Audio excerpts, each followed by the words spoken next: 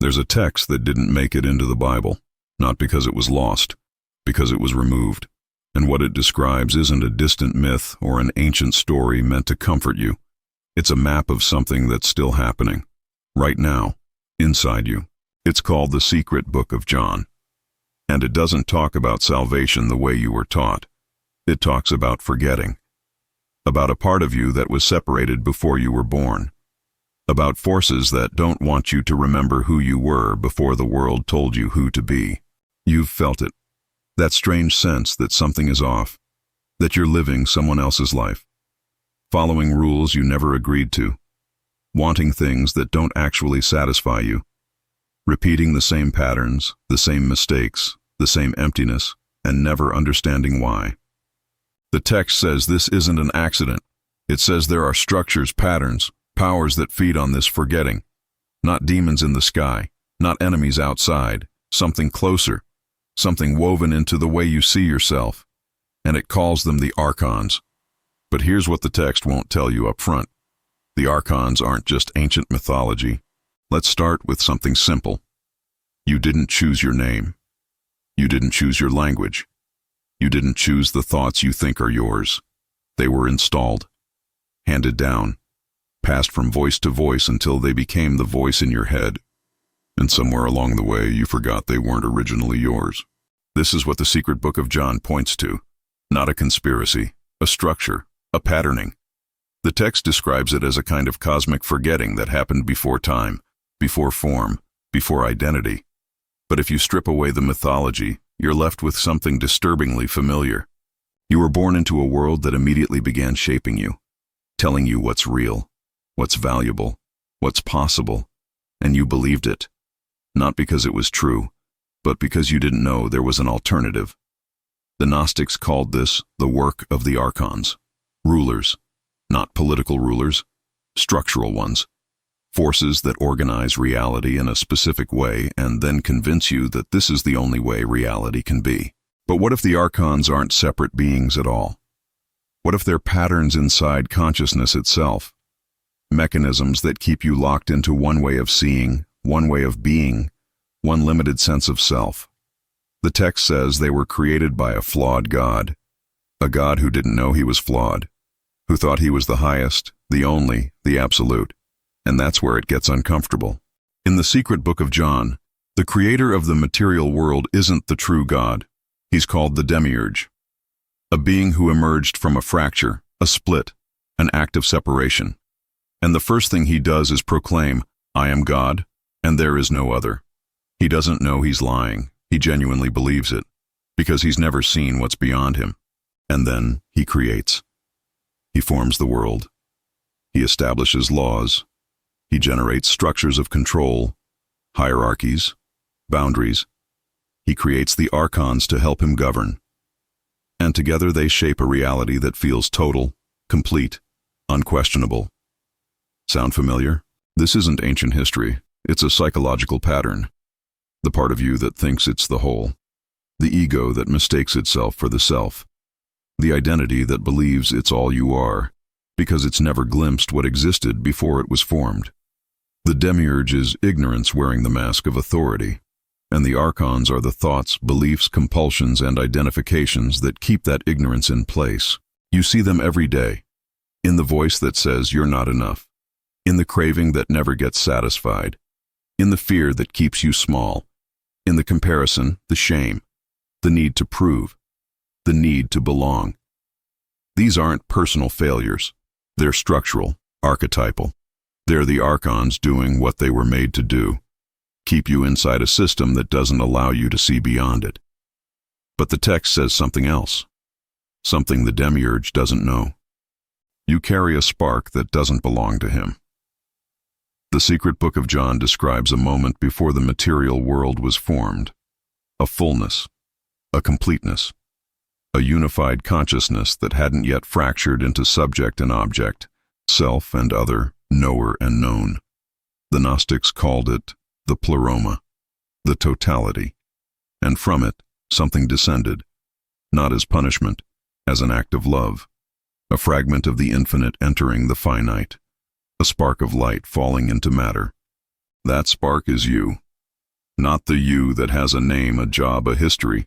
The you that existed before all of that. The awareness that watches the thoughts, the identity, the story. The part of you that knows this isn't all there is. The Demiurge didn't create that spark. He can't control it. He can only distract it, trap it, make it forget what it is. And that's exactly what the Archons do. They create desire without satisfaction, meaning without depth, identity without essence. They give you goals that lead nowhere, beliefs that divide you from yourself, fears that keep you too busy to notice the silence underneath. They don't do this with malice. They do it because it's their function. They're patterns, not persons. Mechanisms of separation, playing out in the theater of your mind. And the terrifying part?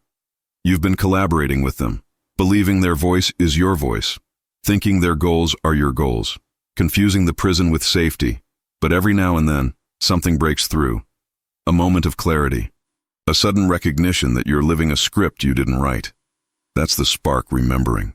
The secret book of John doesn't describe the Archons as evil. It describes them as incomplete, limited, bound by their own nature. They rule a realm they don't understand, governing forces they can't transcend. And their primary tool isn't violence, it's imitation. They create a counterfeit version of everything real. Counterfeit love that's really dependency. Counterfeit freedom that's really distraction. Counterfeit meaning that's really noise. They offer you a life that looks full but feels empty. A self that seems solid but never satisfies. You know this feeling. You achieve the goal and it doesn't change anything. You get the validation and it fades in hours. You fill the void with pleasure, with work, with relationships, with beliefs, and the void remains. Because the Archons can't give you what you're actually looking for, they can only keep you looking in the wrong places. This is how the trap works. Not by locking you in, but by convincing you the walls are horizons. By making you believe that the next achievement, the next experience, the next identity will finally complete you. But completion doesn't come from accumulation. It comes from recognition. The Gnostics understood this. They knew the Archons couldn't touch the spark directly. They could only obscure it, cover it, make you forget it's there by keeping you endlessly busy becoming someone, proving something, escaping something. And the most insidious part, the spiritual path itself can become another archontic trap, another identity, another goal, another way to avoid what's actually here. Here's where the secret book of John becomes dangerous, not to others, to the structures inside you that depend on you staying asleep. The text says the Archons are terrified of one thing, Gnosis, not belief, not faith, direct knowing. The moment you recognize what you are beneath all the conditioning, all the identity, all the seeking. Because in that recognition, their power ends. They don't disappear. The patterns don't vanish. The ego doesn't dissolve into bliss. But something shifts. You stop believing the voice is you. You stop mistaking the role for the actor. You stop giving your authority to forces that only have power because you don't see them. This is the reversal the text describes. Not a battle, a seeing. The Archons rule through ignorance. Awareness undoes their reign, not through force, but through presence. But here's the problem. Awareness itself can be turned into another thing to achieve, another state to reach, another experience to chase. The Archons adapt. They'll even use your awakening as a new form of sleep. You'll seek enlightenment like you sought success. You'll crave spiritual experiences like you craved material ones. You'll build a spiritual identity as solid and as limiting as any other, and you'll miss the point entirely. Because Gnosis isn't something you gain. It's something you stop obscuring. It's not an experience. It's the space in which all experience appears. The secret book of John hints at this, but it doesn't make it easy. It says the path isn't upward, it's inward, and what you find there isn't comforting. There's a reason this text was kept secret, not hidden by enemies, protected by those who understood its danger. Because it tells you something you don't want to hear.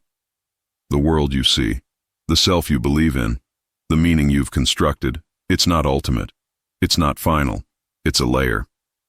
And beneath it is something vaster, stranger, and far less comfortable than any religion or philosophy prepared you for.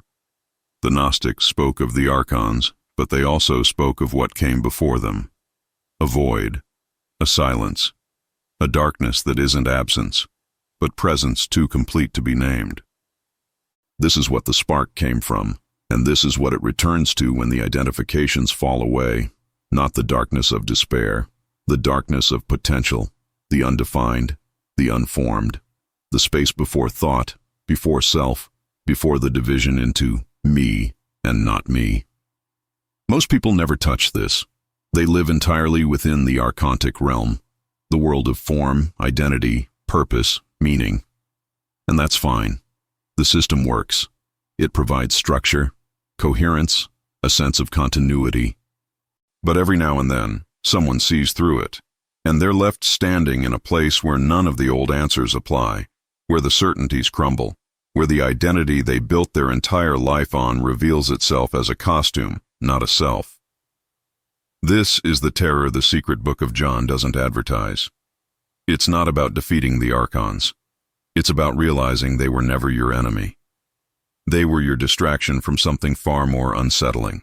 The question you've been avoiding since the beginning. The secret book of John describes a cycle. The spark descends into matter, forgets itself, suffers under the Archons, remembers, and ascends. Liberation. Return. The reunion with the Pleroma. But what if the cycle doesn't end? What if remembering doesn't free you from the pattern, but shows you that you were never trapped to begin with? What if the Archons, the Demiurge, the material world, the forgetting?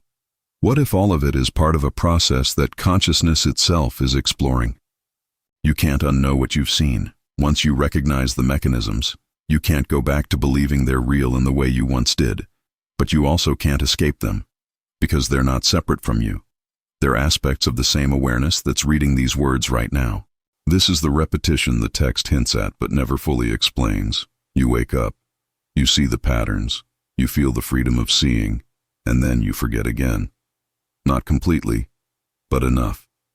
Enough to get lost in the drama, the story, the identity, and then you remember, and forget, and remember.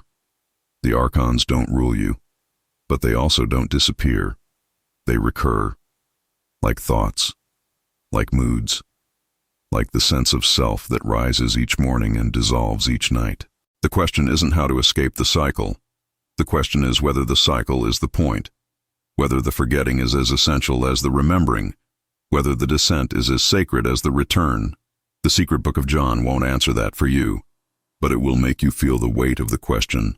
You're still here, still reading, still seeking something these words can't give you. That's the final Archon, the one that hides in the search itself, the one that makes you believe the answer is somewhere else, in another text, another teaching, another moment. The secret book of John ends with a return to the source, but it doesn't describe what that feels like. It doesn't tell you how to get there. It doesn't give you steps, practices, or guarantees. Because Gnosis isn't a destination. It's a recognition that was always here, waiting beneath the noise. The Archons aren't your enemies. They're your teachers. Every craving, every fear, every identification, they show you where you're still believing the story, where you're still giving your power to a pattern that only exists because you're feeding it. And when you stop feeding it, it doesn't die. It just loses its grip. You see it for what it is, a mechanism, a habit, a script running on autopilot, and in that seeing, something opens, not a door, a space. The space that was always there, before the first thought, before the first identity, before the first moment you believed you were only this body, this name, this story. The text won't take you there. Neither will these words. But maybe they'll point you toward the silence where the Archons can't follow. The silence that isn't empty, the silence that remembers.